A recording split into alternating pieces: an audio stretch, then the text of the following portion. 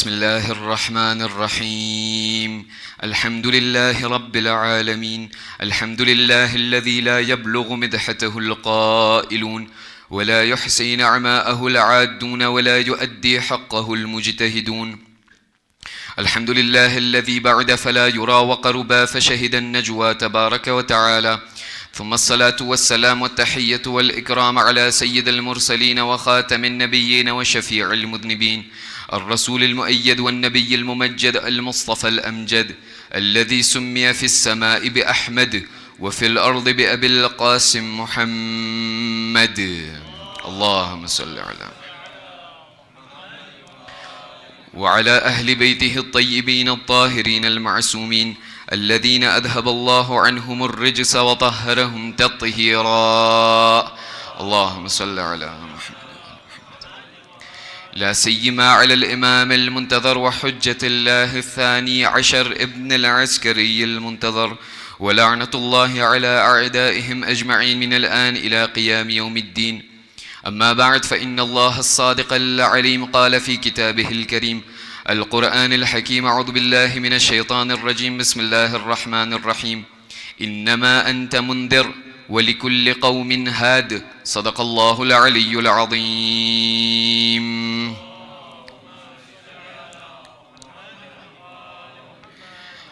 આનાથી એક બહેતર રીતે બાઆવાઝે બલંદ હૈદરી સલવાત પઢો اللهم صل على محمد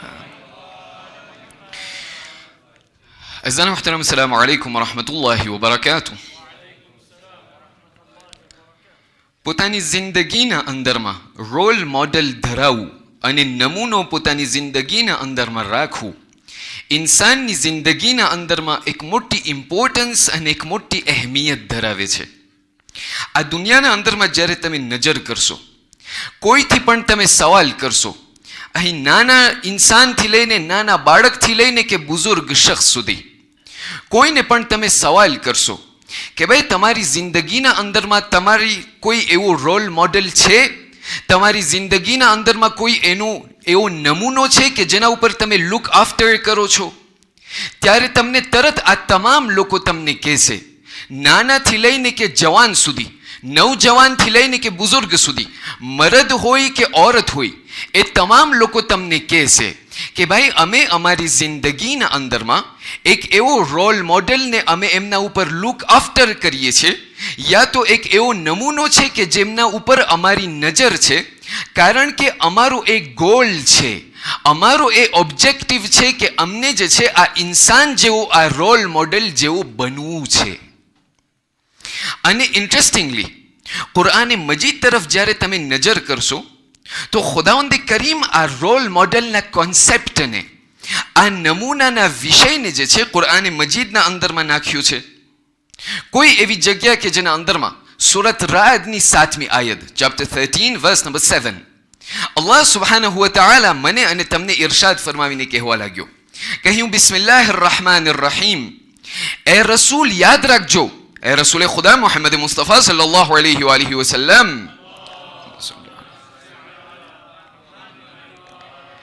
રસૂલે ઇસ્લામથી મુખાતબ થઈને ખુદાવંદ કરીમ ઇરશાદ ફરમાવીને કહે છે, એ રસૂલ યાદ રાખજો, ઇન્નમા અંત મુંદિર, તમે અમને જે છે તમને રસૂલ તરીકે આ દુનિયાના અંદરમાં મોકલ્યા છે.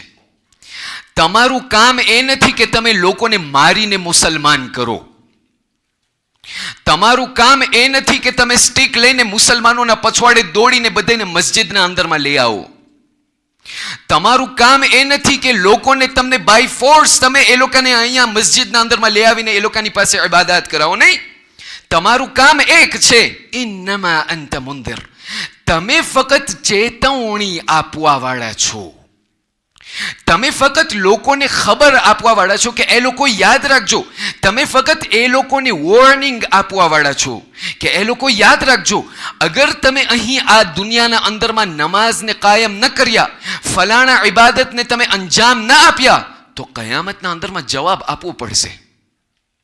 અગર તમે આ દુનિયાના અંદરમાં લોકોના હકને તમે ન જાળવી રાખ્યો, તો યાદ રાખજો કયામતમાં એમનો હિસાબ કિતાબ આપવાનું છે. તમારું કામ એ છે કે ફક્ત તમે લોકોને વોર્નિંગ આપો, તમે ફક્ત લોકોને ચેતવણી આપો કે યાદ રાખજો, અગર અહીં તમે ફલાણા કામને અંજામ ન આપ્યા તો ત્યાં તમને સજા આપવામાં આવશે. ત્યારબાદ ખુદાવંદ કરીમ આગળ વધીને બયાન કરે છે, કીધું વલિકુલ્લી કૌમિન હાદ, અરે રસૂલ યાદ રાખજો, તમારા પહેલા જેટલી પણ કૌમો વટાઈ ગઈ, તમારા પહેલા જેટલી પણ કૌમ ગુજરી ચૂકી, એ તમામ કૌમોના અંદરમાં અમે તમામ લોકો, અમે આ કૌમોને જે છે અમે હાદી અને ગાઈડ મોકલ્યા હતા. એ ગાઈડ લોકોનું કામ એ ફક્ત ન હતું કે લોકોને ગાઈડ કરે, એ કામ એ લોકોનું એ હતું કે આ જેટલી પણ કોમો, જે વસ્તી અને જે પોપ્યુલેશન અહીંયા જિંદગી બસર કરે છે, એ લોકો આ ગાઈડને જોઈ, આ હાદીઓને જોઈ અને પોતાની એ લોકોની સીરત ઉપર ચાલે. એટલા માટે ખુદાવંદ કરીમ પણ જે છે આ કુરઆન મજીદના અંદરમાં આ રોલ મોડેલના કોન્સેપ્ટ ઉપર એકદમ ઇમ્પોર્ટન્સ અને ભાર એમને આપે છે અને મને અને તમને ઝીંઝોડીને યાદ દેવડાવે છે. એ મુસલમાન યાદ રાખજે, આ દુનિયાના અંદરમાં મેં તને 1,24,000 પૈગંબરોને મોકલ્યા છે, એના ઉપરાંત મેં તને 14 માસૂમ મેં તારી જિંદગીના અંદરમાં મોકલ્યા છે, જેથી કરીને એ ફક્ત નહીં કે તું એ લોકોની શહાદત અને વિલાદતની તારીખમાં અહીં આવીને એ લોકોના નામે તું માતમ કર. ફક્ત એના માટે ન હતું કે તું કાળા લિબાસ પહેરીને તું અહીં આવીને તું માતમ કરીને એ લોકોને યાદ કરીને ત્યાંથી ચાલ્યો જા. નહીં, એ લોકોને મેં એટલે આ દુનિયાના અંદરમાં મોકલ્યા હતા જેથી કરીને એ લોકોની સીરત ઉપર તું અમલ કર અને જે રીતે એ લોકો જિંદગી બસર કરી છે એ રીતે તું જિંદગી બસર કર. એટલા માટે આજની આ ટૂંક બેઠક અને ટૂંક મજલિસના અંદરમાં આપણને સાથમાં મળીને આ રોલ મોડેલના કોન્સેપ્ટને એનાલાઇઝ કરવું છે, આપણને સાથમાં મળીને આ કોન્સેપ્ટને સ્ટડી કરવું છે અને આ વસ્તુને સ્ટડી કરવા માટે આપણને સાથમાં મળીને 4 સવાલોના જવાબ અર્પણ કરવો છે. પહેલું, ખુદાવંદ કરીમે જે આપણને રોલ મોડેલ આ દુનિયાના અંદરમાં મોકલ્યા છે, એ લોકોનું સૌથી પ્રાઇમરી રોલ અને સૌથી પહેલું કામ મારા વિઝવી અને મારી નિસ્બત શું છે. એ લોકોને અગર ખુદાવંદ કરીમ આ દુનિયાના અંદરમાં મોકલ્યા છે તો એ લોકોને કઈ કામ માટે આ દુનિયાના અંદરમાં મોકલ્યા હતા. બીજું, અગર આ રોલ મોડેલ લોકોનું કામ એક જ છે, અગર એ તમામ રોલ મોડેલનું કામ એક અને બિલકુલ સરખું છે, તો પછી શા માટે ખુદાવંદ કરીમ મને કહે છે એ મુસલમાન યાદ રાખજે, નબી અલગ છે અને ઇમામ અલગ છે. શા માટે ખુદાવંદ કરીમ નબી અને ઇમામને ડિસ્ટિંગ્વિશ કરે છે એકબીજાથી. ત્રીજું, રોલ મોડેલને હું ક્યારે મારી જિંદગીના અંદરમાં ઇખ્તિયાર કરું, રોલ મોડેલને હું ક્યારે મારી જિંદગીના અંદરમાં સિલેક્ટ કરું, જ્યારે મને ખબર હોય કે એ રોલ મોડેલના લેવલ ઉપર હું આવી શકીશ. શા માટે ખુદાવંદ કરીમે મારી જિંદગીમાં મને એવા રોલ મોડેલ મોકલ્યા છે કે જેમના લેવલ ઉપર હું કદી નહીં આવી શકું. અને ચોથું, ખુદાવંદ કરીમે આપણા તમામ લોકો જે અહીંયા ઇન્સાનો બેઠેલા છે, આપણા તમામ લોકોને એક એવી શક્તિ અને એક એવું પાવર આપેલું છે જે પાવરનું નામ છે અક્લ. આ અક્લનું કામ એ છે કે મારી મદદ કરે છે, મને હેલ્પ કરે છે ડિસ્ટિંગ્વિશ કરવામાં કે ક્યાં ગુડ છે અને ક્યાં ઇવલ છે. તો પછી અગર ખુદાએ મને અક્લ આપેલી છે તો શા માટે છતાં પણ ખુદાવંદ કરીમ બાજુના અંદરમાં મને છતાં પણ મને રસૂલ અને ઇમામ મોકલ્યા છે જેથી કરીને એ લોકો પણ મારા ગાઈડ બને. અગર આ 4 સવાલો તમે સમજી ગયા હોય તો મારી એક મદદ કરો એક બાવાઝ બલંદ સલાવતના સહારાથી.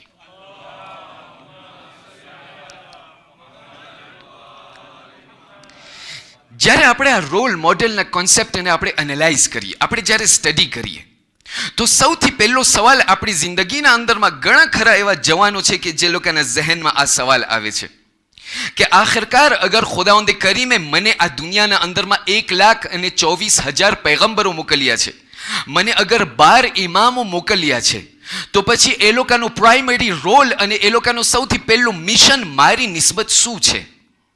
ઉલમા લોકો મને ઘણી રીતના આમનો જવાબ આપે છે, જેમાંથી આ તમામ જવાબોમાંથી આપણે ફક્ત એક જવાબને લઈને આપણે આગળ વધશું.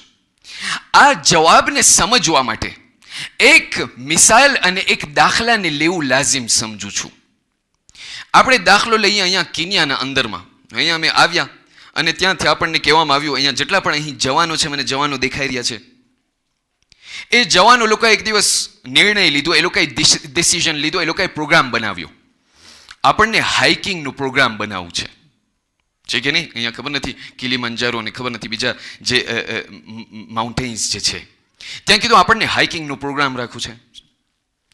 એ લોકો હાઇકિંગનો પ્રોગ્રામ રાખ્યા. હવે તમને અહીંયા જેટલા પણ અહીં જવાનો દેખાય છે, તમને કોઈ જવાન એવો નહીં દેખાય કે જે તમને કહે ભાઈ અમને જે છે ત્યાં હાઇકિંગનો પ્રોગ્રામ રાખવું છે, પણ અમે અડધો ડુંગર અને અડધા માઉન્ટેનને અમે ક્લાઇમ્બ કરી અને અમે પાછા આવી જશું. ના, એ લોકો તમને કહેશે જવું છે તો અમને ઉપર સુધી જવું છે, લાસ્ટ સ્ટેપ સુધી અમને ત્યાં ઉપર સુધી અમને પહોંચવું છે. હવે જ્યારે આ જવાનો લોકો, દાખલા તરીકે મારો દાખલો લઉં, અત્યારે હું આ માઉન્ટેનને જે છે હું ક્લાઇમ્બ કર્યો,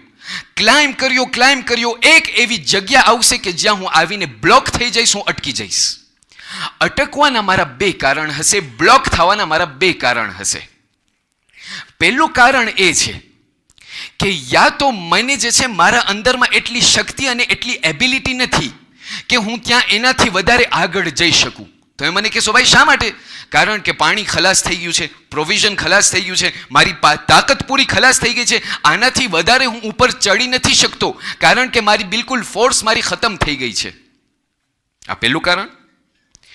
અને બીજો કારણ એ કે જે રીતે હું આગળ વધતો જઈશ, ઉપર ચડતો જઈશ, ક્લાઇમ્બ કરતો જઈશ, એક એવી જગ્યા આવશે કે મારા ઉપર મને બિલકુલ ક્લાઉડ નજર આવશે, મારા ઉપર મને વાદળા નજર આવશે. હવે એ ક્લાઉડને જ્યારે હું જોઈશ તો મને એમ થશે કે ભાઈ આનાથી ઉપર હવે ચડાઈ એમ નથી, હવે હું સૌથી ઉપર પહોંચી ગયો છું. આ બે એવા કારણો છે કે જેના થકી હું આગળ નહીં વધું. જ્યારે હું ત્યાં આવીને બ્લોક થઈ જઈશ તો હું ઉપર નજર કરીશ, ઉપર જરાક ધ્યાનથી અને જરાક એમના દિક્કતથી હું નજર કરીશ તો મને ત્યાંથી દેખાશે કે દૂર મારાથી ઉપર એક બીજો શખ્સ છે કે જે ક્યાંય આગળ ચાલ્યો ગયો છે. એ ક્યાંય આગળ ચાલ્યો ગયો છે, મારાથી ક્યાંય વધારે બલંદ ચાલ્યો ગયો છે. એ ઇન્સાન ફરીથી મારી પાસે આવશે, મને હાથ આપશે, મારી મદદ કરશે, મને હેલ્પ કરશે અને ત્યાં મને ઉપર સુધી લઈ જશે. હવે સમજાય છે અહલુલ બૈત અને આ તમામ હાદીઓ શા માટે આવેલા હતા? ખુદાવંદ કરીમે મને આ દુનિયાના અંદરમાં મોકલ્યો હતો એનું કારણ એક છે કે હું ત્યાં પરફેક્શન અને કમાલ સુધી પહોંચું, ખુદાવંદ કરીમની નજદીકીને હાસિલ કરું. પણ હું જેમ આ દુનિયાના અંદરમાં આગળ વધતો જઈશ, એક એવી જગ્યા આવશે કે હું ત્યાં બ્લોક થઈ જઈશ, હું ત્યાં સ્ટક થઈ જઈશ. એનો પહેલો કારણ એ છે કે ભાઈ મારી પાસે હવે એટલી તાકાત અને શક્તિ નથી કે જેનાથી હું વધારે આગળ વધી શકું. અને બીજો કારણ એ છે કે હું જેમ દુનિયામાં આગળ વધતો જઈશ તો મને એમ થશે કે ભાઈ હું હવે બહુ ઊંચી મંજિલ ઉપર પહોંચી ગયો છું, હવે મને આનાથી ઉપર જવાની જરૂર નથી. અરે હું ત્યાં ઉપર નજર કરીશ તો મને એક શખ્સિયત દેખાશે કે જેમનું નામ અહલુલ બૈત છે. આ અહલુલ બૈત લોકો એ છે કે જે લોકો ખુદાની આ અંતિમ મંજિલ સુધી પહોંચી ચૂક્યા છે, જે લોકો કમાલના રસ્તા ઉપર એમના પોઈન્ટ ઉપર ફેઝ થઈ ચૂક્યા છે. આ અહલુલ બૈતનું પહેલું કામ એ છે કે એ લોકો ફરીથી નીચે ઉતરશે, એ લોકો મને હાથ આપશે, મારી મદદ કરી અને મને ખુદાવંદ કરીમની બારગાહ સુધી લઈ જશે. અલ્લાહુમ્મા સલ્લી.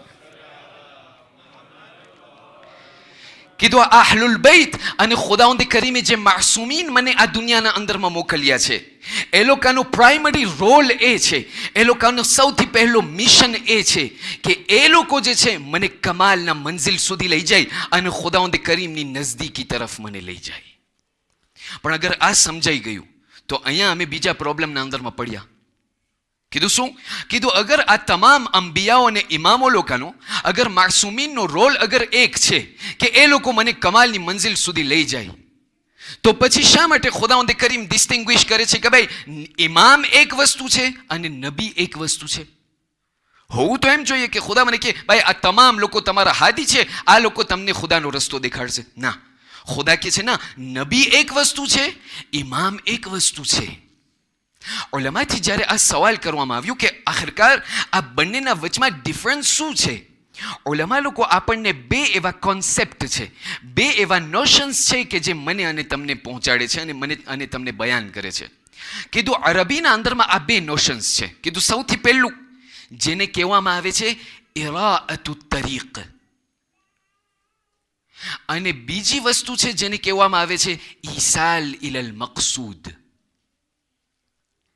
એક વસ્તુ છે જેને કહેવામાં આવે છે રસ્તો દેખાડવું. એક વસ્તુ છે જેને કહેવામાં આવે છે મંઝિલ સુધી લઈ જવું. શાયદ તમે થોડા ખોવાઈ ગયા લાગો છો, છતાં પણ જેટલા ફીડબેક્સ આવતા જાય છે, કીધું ભાઈ તમારી ગુજરાતી એટલી ફાઇન છે, તમે આના ઉપર જ તમે ચાલતા જજો. મેં કીધું ઠીક છે, બસ આપણે આ જ રસ્તા ઉપર ચાલશું. અગર તમારું મદદ હશે તો મારી થોડીક મદદ કરો એક બાવાઝે બલંદ સલાવતના સહારાથી.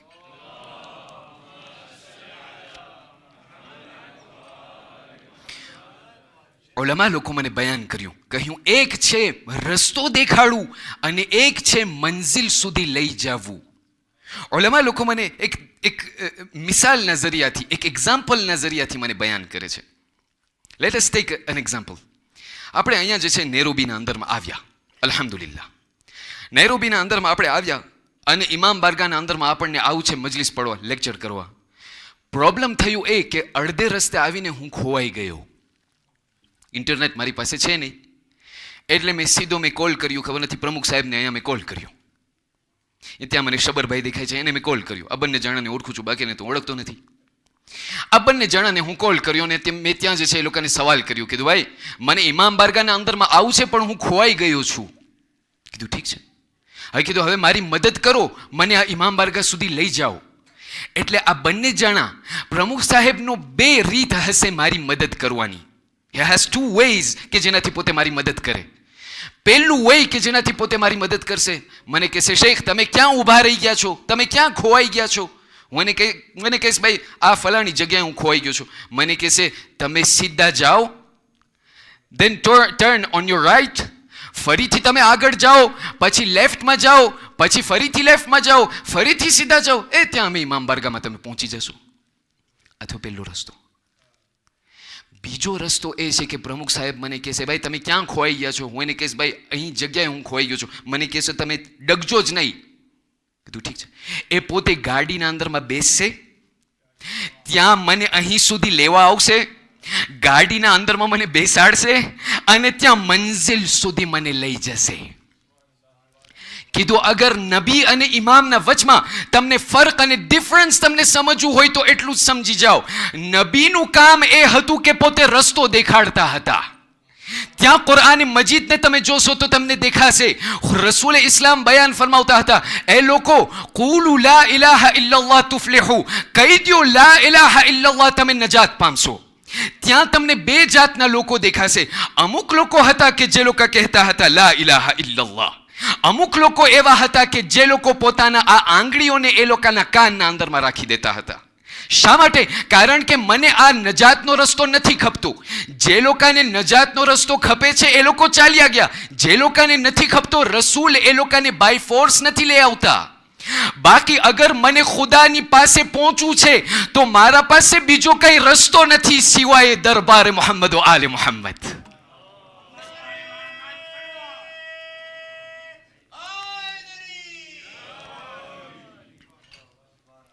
ત્યાંથી મને કહેવામાં આવે છે રસૂલનું કામ એ હતું કે પોતે રસ્તો દેખાડતા હતા.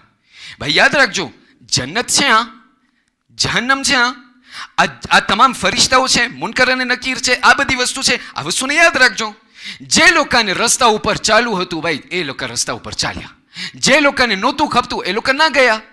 પણ જે લોકોને ખુદાના એ રસ્તા ઉપર જવું હતું, જે લોકોને પોતાની આ સ્પિરિચ્યુઆલિટીને ઇન્ક્રીઝ કરવું હતું અને જે લોકોને ખુદાની નજદીકીને હાસિલ કરવું હતું, એ લોકોની પાસે બીજો કંઈ દરબાર ન હતો સિવાય દરબાર જાફર ઇબ્ન મુહમ્મદ, સિવાય દરબાર અલી બિન અબી તાલિબ, સિવાય દરબાર અઇમ્મા અહલુલ બૈત અલૈહિસ્સલામ.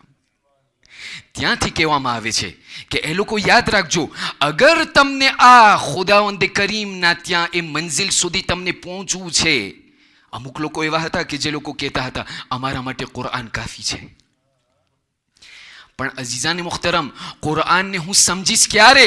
કુરઆનને હું સમજીશ ત્યારે કે જ્યારે અહલુલ બૈતની તરફ હું નજર કરીશ. ઠીક છે, આ બધું જ્યારે સમજાઈ ગયું, આવ્યા આપણે ત્રીજા સવાલ ઉપર. કીધું ત્રીજો સવાલ એ કે હું મારી જિંદગીના અંદરમાં રોલ મોડલને હું ક્યારે ઇખ્તિયાર કરું?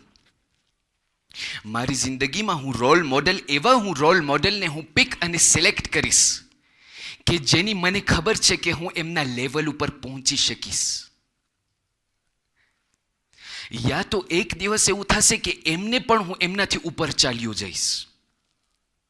તમને એક મિસાલ આપું. અહીંયા જેટલા મારા જવાન ભાઈઓ અને જવાન બહેનો બેઠેલા છે, ખાલી આ તો બધું બોલાય નહીં, પણ મેમ્બર ઉપર ખાલી આપ લોકોને, જેથી કરીને મારા જવાનો લોકો સુધી આ વાત પહોંચે. અને ખરેખર આ જવાનો લોકોને હું જોઈ રહ્યો છું, ઘણા એવા લોકો છે કે જે લોકો ગુજરાતીના અંદરમાં અમુક લોકો સમજે છે, અમુક લોકોને થોડીક તકલીફ છે, અમુક એવા માવતરો છે, અમુક એવા પેરેન્ટ્સ છે કે જે લોકો સમજવામાં તકલીફ પડે છે, પણ એ લોકો રિસ્પેક્ટની સાથે અને અહીં એહતરામના અંદરમાં અહીં બેઠેલા છે. ખરેખર આ એક એવી જમાત છે કે જેમની ડિસિપ્લિનને હું સલામ કરું છું.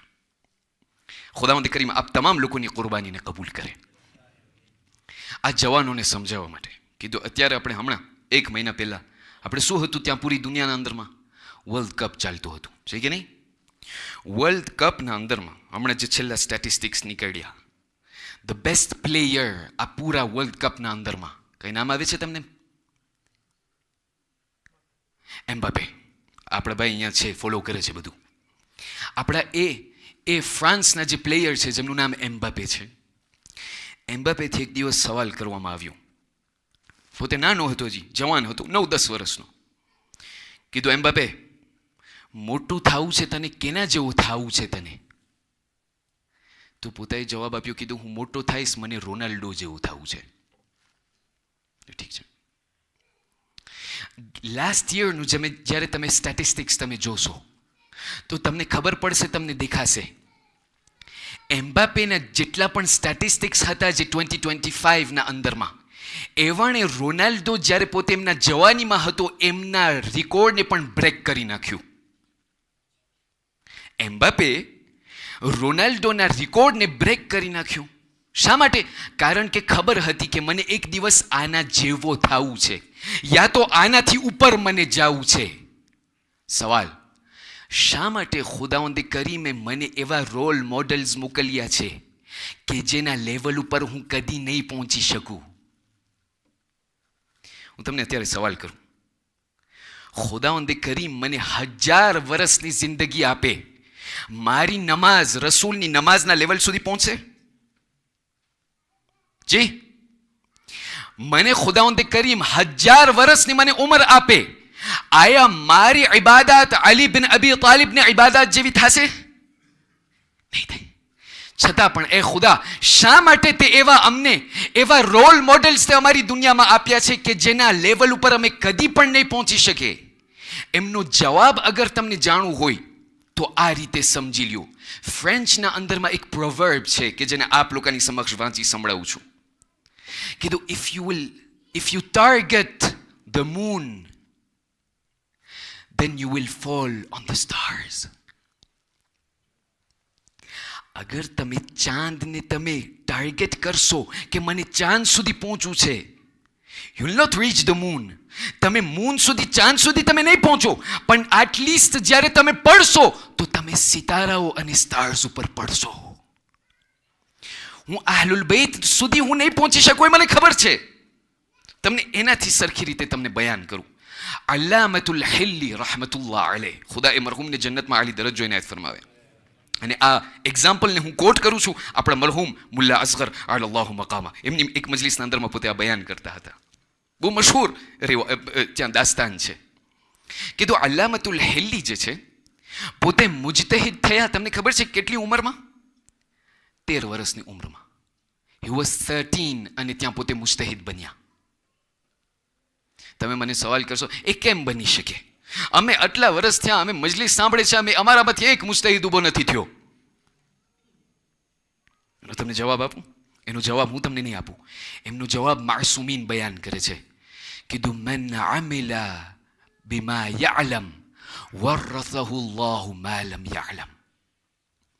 જે કોઈ શખ્સ જે વસ્તુ પોતે જાણે છે એમના ઉપર પોતે અમલ કરે છે તો ખુદાવંદ કરીમ જે પોતે નથી જાણતો એમને પોતે શીખવાડી દે છે. તો આપણે સવાલ થાય, કીધું અમારી જિંદગીના અંદરમાં અમારી જમાતમાં આટલા બધા લેક્ચર્સ આવે છે, આટલા બધા ઝાકિર આવે છે, કોઈ માસૂમ થયું નથી હજી. કોઈ એમને જે છે આપણને એમ થાય છે બસ ઈ ને ઈ છે, બસ ઈ જ પોતે બયાન કરે છે, કાંઈ નવું ખપે છે, બસ નવું. અમારી જગ્યાએ જે જગ્યાએથી હું આવું છું એ ત્યાં અમને ખબર છે અમે શું કીધું, અમે આ આલિમનું બેગ ખલાસ થઈ ગયું છે, બેગના અંદરમાં જેટલો તો બસ હવે બધું ખલાસ ઈ નહીં જ પડે છે પોતે. અઝીઝાને મુખ્તરમ, જે હું જાણું છું, જે પોતે બયાન કરે છે એમના ઉપર તો હું અમલ કરું પહેલા, પછી અગર ત્યાં માસૂમીન મને બયાન કરે છે જે તું જાણે છે એમના ઉપર તું અમલ કરીશ તો ખુદા તને એ ઇલ્મ અતા કરશે કે તું નથી જાણતો. અલ્લામતુલ હિલ્લી 13 વર્ષની ઉંમરમાં મુજતહિદ થયા. એમને ખુદાવંદ કરીમે એક દીકરો અતા કર્યો જેમનું નામ ફખ્રુલ મુહક્કિકીન હતું. પોતે મુજતહિદ થયા 9 વર્ષના અંદરમાં. હી વોઝ 9 જ્યારે પોતે મુજતહિદ થયા. તો આ બંને બાપ દીકરા જે છે, ફાધર એન્ડ સન, ત્યાં બે બેઠેલા છે. અલ્લામતુલ હિલ્લી એમના દીકરાને પૂછે છે, કીધું દીકરા મોટો થવું છે તને કેના જેવું થવું છે? હવે હું અત્યારે મારા જવાનથી સવાલ કરું, દીકરા તને મોટો થવું છે કેના જેવું થવું છે? આયા મારી કૌમના એવા જવાનો છે કે જે મને કહે કે હું મોટો થઈશ મને અલીયુલ અકબર જેવું થવું છે? મારા જવાનોમાં એટલી તાકાત છે કે એ લોકો કહે હું મોટો થઈશ મને કાસિમ બિન હસન જેમ થવું છે? આ અલ્લામતુલ હિલ્લીની એ કેળવણી અને એ તરબિયત હતી. દીકરાને જ્યારે સવાલ કર્યો, દીકરા મોટો થવું છે, બુઝુર્ગ થવું છે, કેના જેવું થવું છે? કીધું બાપા મને તમારા જેવું થવું છે. તો અલ્લામતુલ હિલ્લી એમની સામે જોઈને કહેવા લાગ્યા, દેન તું બસ સમજી લે કે તું ક્યાંય છેટો નહીં જા. તો આ દીકરો એમની સામે જોઈને કહે છે, બાપા મેં તમને કહ્યું મને તમારા જેવું થવું છે. તમે આવી નાની ઉંમરમાં તમે મુજતહિદ થયા, આટલી તમે કિતાબો લખ્યા, આટલા તમે મોટા મુજતહિદ થયા, આટલી તમે મોટા આલિમે દીન થયા, મને તમારા જેવું થવું છે. કીધું તું ક્યાંય છેટો નહીં પહોંચ, તું ક્યાંય આગળ નહીં વધ. કીધું શા માટે? કીધું એ દીકરા જાણી લે, જ્યારે હું મારી જિંદગીના અંદરમાં જ્યારે હું સ્ટડી કરતો હતો ત્યારે મારી એ નિયત હતી, મારી એ એસ્પિરેશન હતી કે મને જાફર ઇબ્ન મોહમ્મદ જેવું થવું છે. ત્યારે હું અહીંયા પહોંચ્યો. તું મને ટાર્ગેટ કરે છે, તું મારાથી નીચે આવીશ. અમે જ્યારે નાના હતા, ભણતા હતા, અમારા એ એસ્પિરેશન્સ હતા કે અમને ઇમામો જેવું થવું છે, ત્યારે અમે અહીંયા ફોલ થયા. અગર તું મને ટાર્ગેટ કરે છે, તું મારાથી નીચે આવીશ. એટલા માટે સલમાનથી જ્યારે સવાલ કરવામાં આવ્યું, સલમાન તમે સલમાન કેવી રીતે બન્યા? સલમાન જવાબ આપ્યો, કીધું મને અલી જેવું થવું હતું ત્યારે હું સલમાન બન્યો. મને મારું એ ટાર્ગેટ હતું, મને અલી જેવું બનવું છે, ત્યારે હું સલમાન બન્યો. રાવી બયાન કરે છે, કીધું મને જે છે મદીનાના અંદરમાં હું મારા પહેલા ઇમામ અલી બિન અબી તાલિબ સલવાતુલ્લાહી વસલામહુ અલૈહ,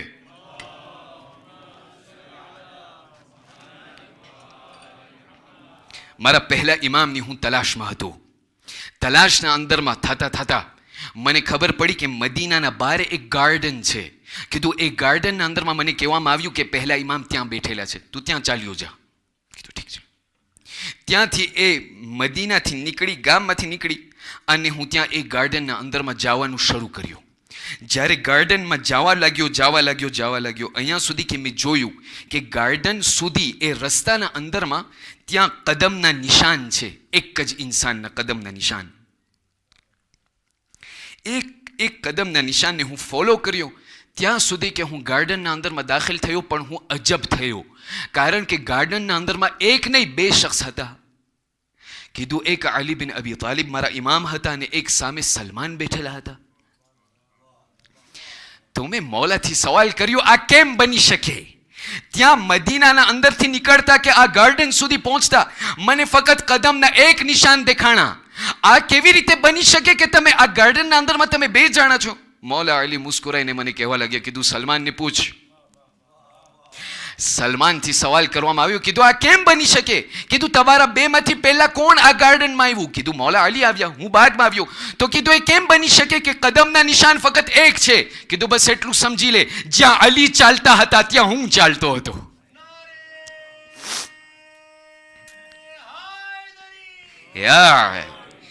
જ્યાં અલીના કદમના નિશાન હતા એ ત્યાં જ હું મારા કદમના નિશાન રાખતો હતો. આ મેટાફોરિકલ છે અઝીઝાને મુખ્તરમ. સલમાન અહીંયા મને એક દર્શ આપવા ચાહે છે, મને દેખાડવા ચાહે છે, એ મુસલમાન યાદ રાખ, એ સફિશન્ટ નથી, એ એનફ નથી કે તું અહીંયા કાળા લિબાસ પહેરીને તું ઇમામ બારગાહના અંદરમાં આવીને તું માતમ કરીને કે ભાઈ હું હુસૈનનો અઝાદાર છું કે હું હુસૈનનો ત્યાં ફોલોવર છું. નહીં, ખૂબી એમાં નથી કે તું કે હું હુસૈનનો અઝાદાર છું. ખૂબી એમાં છે કે હુસૈન કે ભાઈ તું મારો અઝાદાર છે.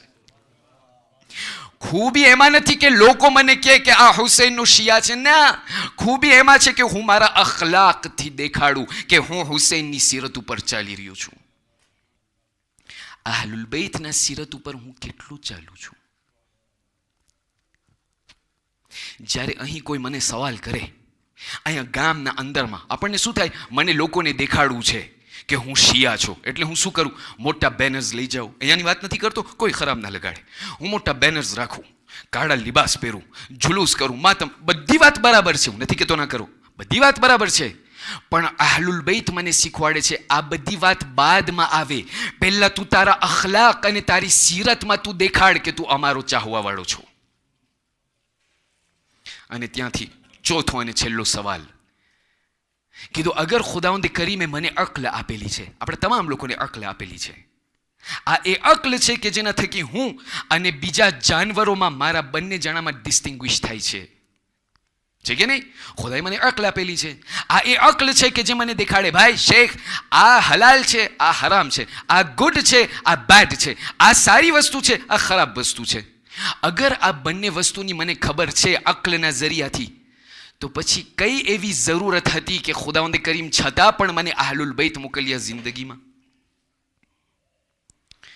ત્યાંથી જે છે મને ઉલમા લોકો બે જાતના જવાબ આપે છે. કીધું પહેલો જવાબ એ કીધું, જ્યારે તમને કહેવામાં આવે છે ને આ હાદીસના અંદરમાં કે અક્લ જે છે એ તમારી અક્લ તમને મદદ કરે છે કે તમને ગુડ અને બેડના વચમાં તમને ડિસ્ટિંક્શન અને ડિફરન્સ તમને દેખાડે. આ બધાની અક્લની વાત નથી થતી, આ બધા લોકોની આમ અક્લની વાત નથી થતી. આ એ અક્લની વાત થાય છે કે જે એમના ખ્વાહિશાત અને ડિઝાયર્સથી આઝાદ હોય છે. ક્યાં મારો અક્લ અને ક્યાં અહલુલ બૈતનો અક્લ? આયા મારા અક્લમાં એટલી તાકાત છે, હું તમને આ રીતે હું તમને કહીશ, તમે નહીં સમજો. સાદિક આલે મુહમ્મદ જાફર ઇબ્ન મુહમ્મદ અસ-સાદિક સલાવતુલ્લાહી વસલામહુ અલૈહ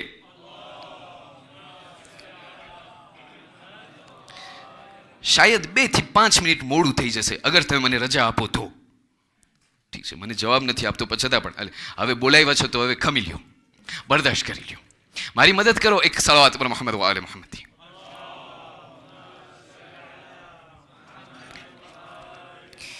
ઇમામ સાદિક જે છે ત્યાં બજારના અંદરમાં જઈ રહ્યા છે, ઘૂમી રહ્યા છે. ત્યાંથી ઘૂમતા ઘૂમતા ઇમામ સાદિકની નજર પડી એક એવા શખ્સ ઉપર. સાંભળેલી વાત છે, ફક્ત આપ લોકોની રિમાઇન્ડર તરીકે. ઇમામ સાદિકની નજર પડી એક એવા શખ્સ ઉપર કે જેવણે ત્યાં કોઈ બેકરીમાંથી ત્યાં વટાઈ અને એક યા તો 2 પાઉં કે જે પણ બ્રેડ હોય એ ત્યાંથી ચોરી કરી અને મદીનાથી બહાર નીકળ્યો.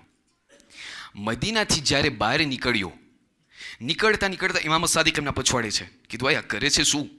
ત્યાં પછવાડે જતા જોયું કે આ જે ચોર હતો એ ત્યાં ગરીબની પાસે જઈ અને એમને આપીને કીધું, ભાઈ આ ફી સબીલિલ્લાહ, આ તારા માટે સદકો છે. આ ખબર છે કે એના જેવું થયું? કીધું એક આલિમ જે છે બિચારો આવ્યો હતો એક જગ્યાએ મજલિસ પડો અને ત્યાંથી એમને જે છે એક નોતરો આવ્યો. કીધું આવજો, નોતરો તમને આપે છે, તમે જમવા આવજો. ઠીક છે. એ બીજે દિવસે મજલિસ બાદ કે નમાઝ બાદ ખબર નથી ત્યાં જે છે પોતે નોતરામાં ગયા.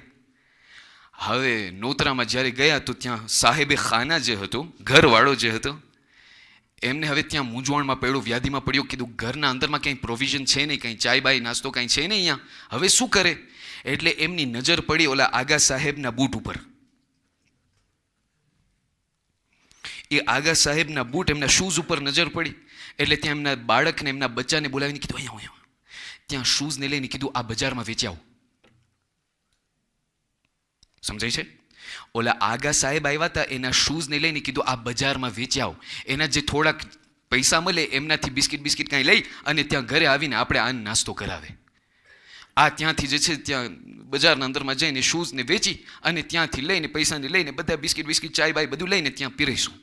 ઓલા આગા જે છે ત્યાં બેઠા હતા ટેબલ ઉપર. કીધું ભાઈ તમે આટલી જહેમત, ખબર છે ને થતું હોય બધું, તમે આટલી જહેમત તમે લીધા ને એટલી તમે, તો આ સાહેબે ખાના કે છે આ કાંઈ નથી આગા સાહેબ, આ તમારા બૂટના સદકા છે.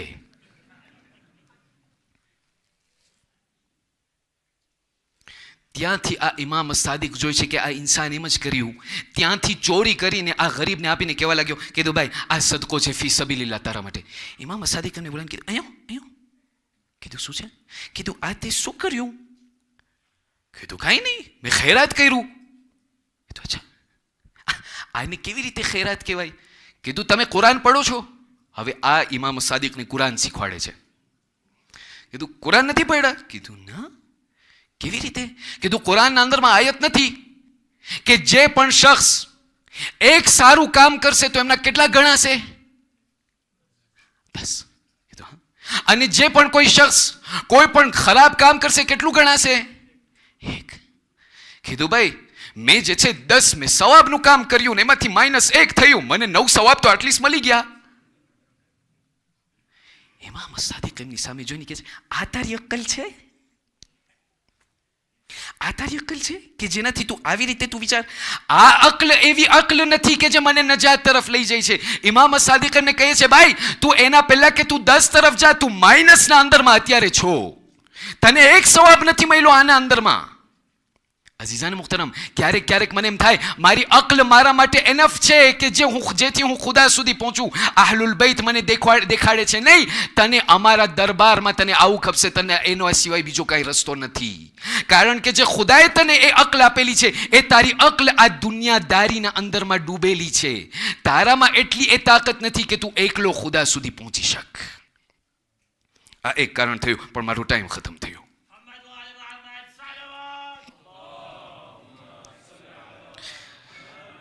અઝીઝાન મુહતરમ, જેટલું મારાથી થાય છે, આ ટાઈમ જે છે એ પણ તમારી અમાનત છે, એનાથી હું વધારે ખાઈ નથી શકતો.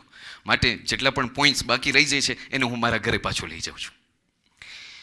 જ્યારે આપણે આ આશરાઈ ઝૈનબિયાની વાત કરીએ, જ્યારે આ રોલ મોડેલની આપણે વાત કરીએ, આ છેલ્લું પૈગામ છે આપ લોકોને સુપુર્દ કરવા ચાહું છું.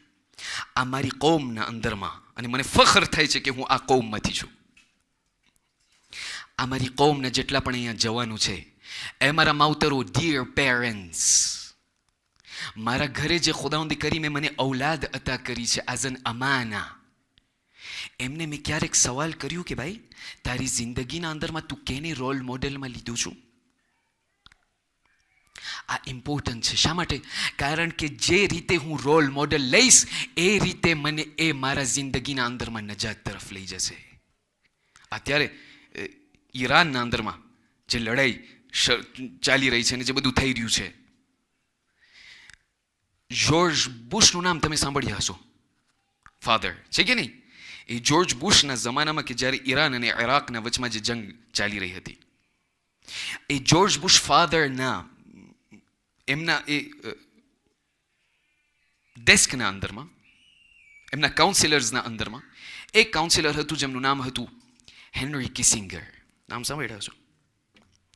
એ હેનરી કિસિંગરથી એક દિવસ સવાલ કરવામાં આવ્યો જ્યારે બધી લડાઈ ખતમ થઈ ગઈ. ખાલી ઈરાનના અંદરમાં કેટલા મિલિયન શોહદાઓ એ વખતના અંદરમાં થયા હતા. 8 વર્ષની જંગ. હેનરી કિસિંગરથી સવાલ કરવામાં આવ્યો, કીધું તમે જે પછવાડીથી સપોર્ટ કરતા હતા સામેવાળાને, કીધું તમે આજે રિગ્રેટ કરો છો કે તમે ઈરાન ઉપર હુમલો કર્યા? કીધું હા, અમે રિગ્રેટ કરીએ છીએ. હેનરી કિસિંગર કહે છે, કીધું આજે અમે રિગ્રેટ કરીએ છીએ કે અમે ઈરાન ઉપર હુમલો કર્યા. કીધું શા માટે? કીધું અમે જે છે કેલ્ક્યુલેશનના અંદરમાં અમારી ભૂલ થઈ ગઈ હતી, અમારી મિસ્ટેક થઈ ગઈ. અમને એમ હતું કે અમે ઈરાન ઉપર હુમલો કરશું તો આ ઈરાન 4 દિવસમાં ખલાસ થઈ જશે, પણ અમે એ વસ્તુને ભૂલી ગયા હતા કે આ ઈરાનનું રોલ મોડેલ બીજું કોઈ છે.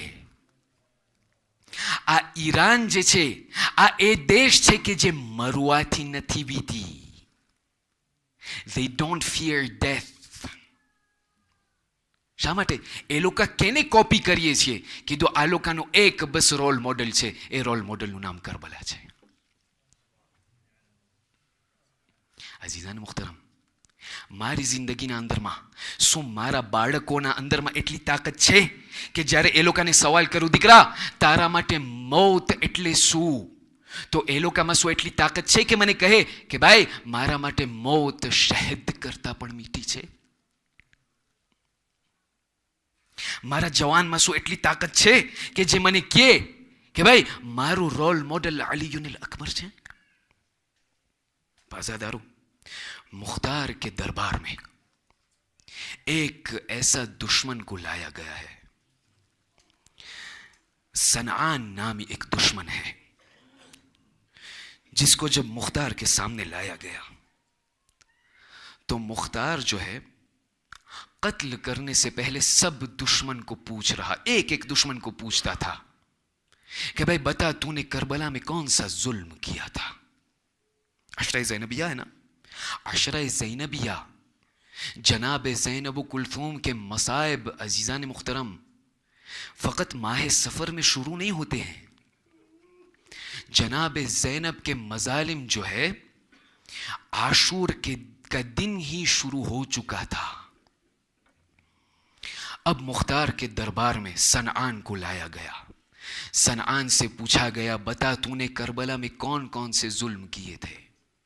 कहा, सनआन ने कहा मुख्तार मैंने करबला में 3 ऐसे जुल्म किए हैं जो शाम गरीबा में मैंने किए थे। अच्छा बता तूने कौन कौन से जुल्म किए थे। कहा पहला जुल्म ये था कि जब करबला के दश्त में जब सदा गूंजी अला क़द क़ुतिल अल हुसैन बि करबला, कि हुसैन करबला में शहीद किए गए, तो उमर इब्न सअद ने हुक्म दिया था कि ऐ सिपाहियों अब आगे बढ़ो ज़ैनब कुलथूम के खैमे के सामने। तब हमने देखा, मैंने देखा, सनआन बता रहा है कि मैंने देखा कि दुश्मनों आगे बढ़े, सिपाही आगे बढ़े, एक के बाद एक एक खैमे को जलाया गया।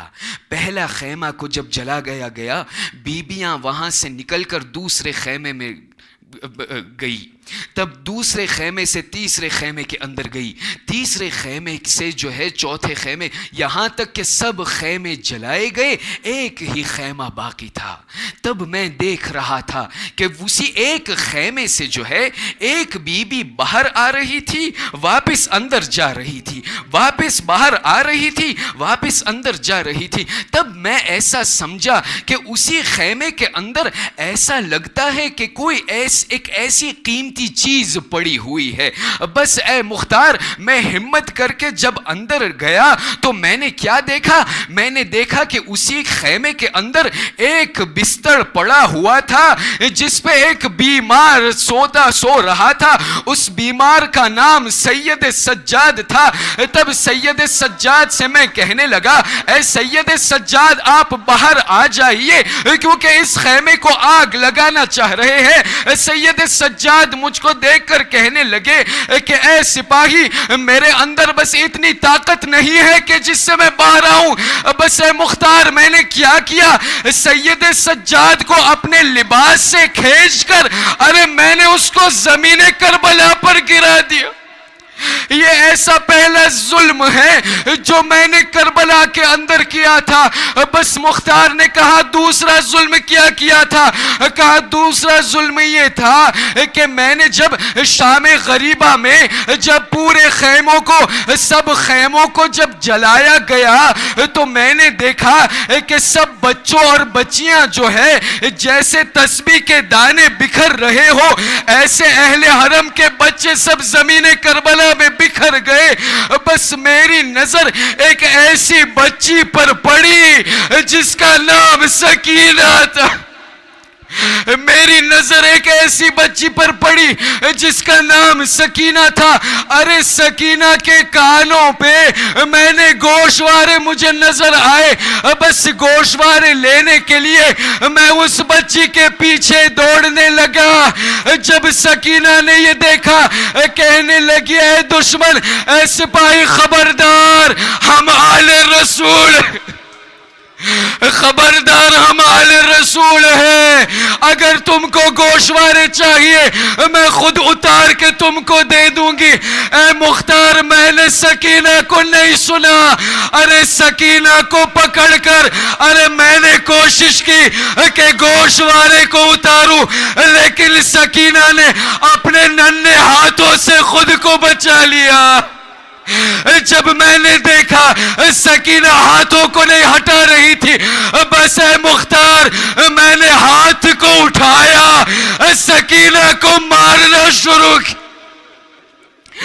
سکینہ کو میں نے تماچے مارے یہاں تک کہ سکینہ کے ہاتھوں یہاں سے گالوں سے نکل چکے. ارے میں نے سکینہ کے گوشواروں کو ایسے کھینچا سکینہ کے کانوں پھٹ گئے, خون کا فوارہ شروع ہوا. سکینہ نہر فرات کا رخ کیا, کہنے لگے چچا ابا. بس مختار ایسے ہی روتے جا رہے تھے. فرمایا آپ کو بتا تیسرا ظلم کون سا تھا؟ سنعان بتا رہا ہے. کہا مختار تم نہیں سن پاؤ گے. کہا نہیں مجھے جاننا ہے تو نے کربلا میں کیا کیا, بس اگر تجھ میں طاقت ہے تو سن لے. کہا تیسرا ظلم یہ ہے, عمر ابن سعد نے حکم دیا. کہا تیسرا ظلم یہ ہے کہ سب بیبیوں کے سروں سے چادر کو چھینا جائے. سب بیبیوں کے سروں سے ردائیں چھن چکی تھی, بس ایک ایسی بیوی تھی جس میں کوئی کسی کی ہمت نہیں تھی کہ اس کی ردا پہ ہاتھ رکھے. اسی کا نام زینب بنت علی. یہ زینب کی ردا تھی. کسی میں ایسا جرت نہیں تھی کہ زینب کی طرف آگے بڑھے. بس اے مختار میں نے ایک نیزے کو اٹھایا, ارے زینب کے پیچھے دوڑنے لگا. ارے جناب زینب کے سر پہ میں نے نیزے کو میں نے مارا اور نیزے سے ردا کو کھینچا. جناب زینب زمین کربلا پہ گر گئی. فرمانے لگی بھائی ابا.